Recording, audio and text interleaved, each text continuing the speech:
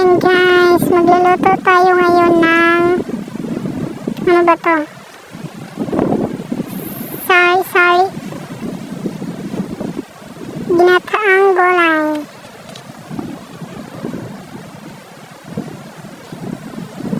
Yan, masarap yan.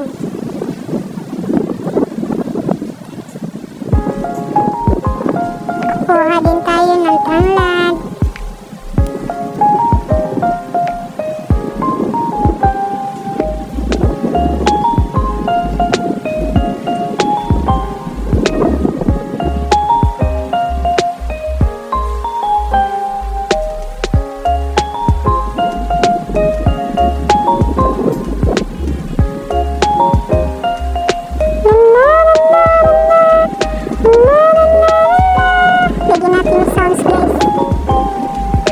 Hugasan dayon.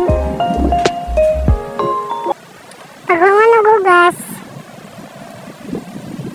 ito na nang hikot. Hindi mo kabalo mahikot og tanglad ay naman paguyab-uyab.